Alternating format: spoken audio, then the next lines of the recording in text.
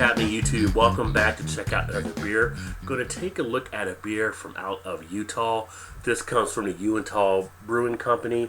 It is their Sea Legs, their Cricket Line series. This one is actually a Baltic porter. Comes in at 8% ABV. It was actually aged in bourbon barrels for up to a year, where they also added in vanilla and bourbon notes to enhance the flavor profile. So we should get some of that in here, as well as some of the flavors of roasted malt and chocolate. Have not had this one before, so looking forward to it. Do like the artwork, kind of. You have a siren in there talking to the captain of the ship. Then he kind of used like a drawn out picture, I guess you can say, but kind of a neat little thing. That's kind of what caught my eye when I saw this one there. So wood barrel aged, Cricket Line. Not too much else really on here. Complex and drinkable. The barrel-aged Baltic style porter exhibits chocolate and smoky malt flavors with hints of vanilla and oak. A seductive offering. Sea Legs is a siren of beer. So that's really the only stuff on the bottle. On the top, as you can see, it has the cork top. So I'm going to go ahead and get that popped here. And it's almost like going into a bottle of champagne.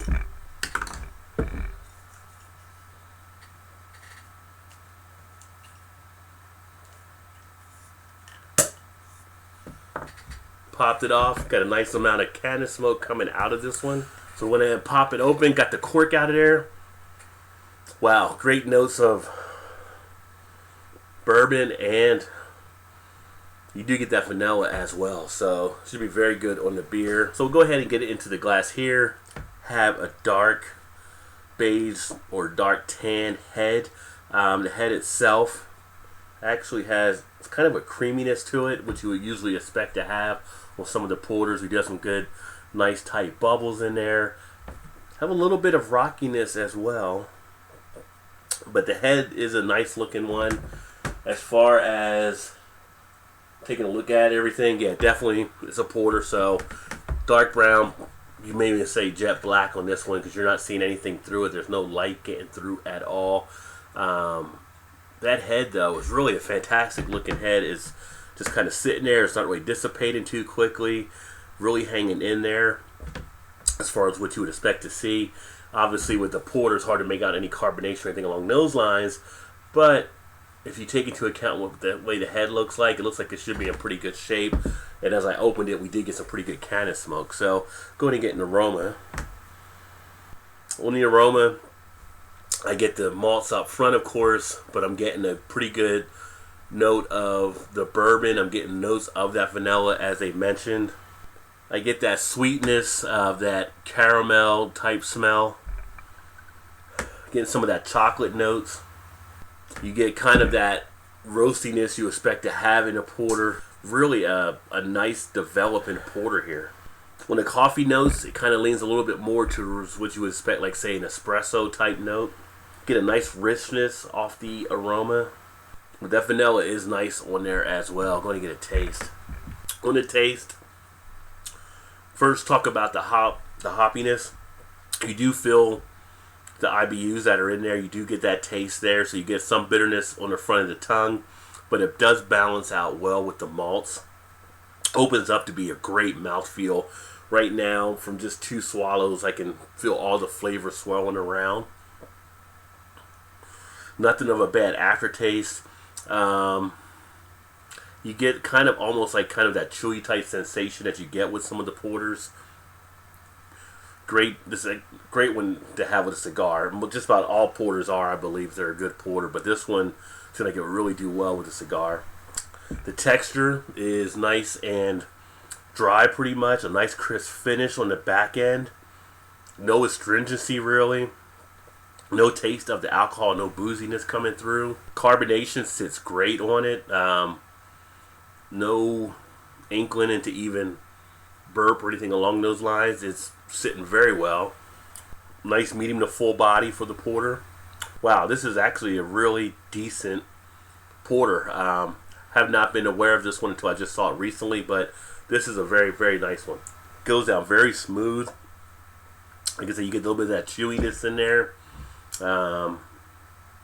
Really works right into the jaw areas. It's just it opens up the taste buds in the mouth very nicely. And granted, like I said, you're going to have to drink through a 25-ounce bottle, but the way this is going down, that's not a problem. But if you're driving, I wouldn't recommend pounding a couple of these, that's for sure. The glass actually, I just put some more back in, but it does lace nicely as you drink it down. The head does not really dissipate too much. I think overall, I mean, you've got a solid, decent beer here.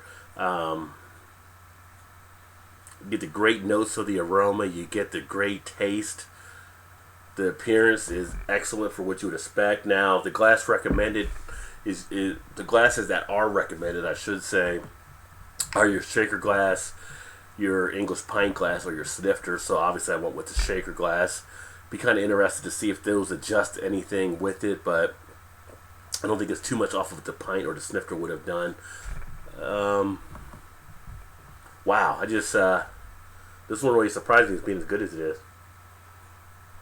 I don't know why, because I do like a lot of the Uinta beers. It's just this one really stands out more than anything I've had from them before.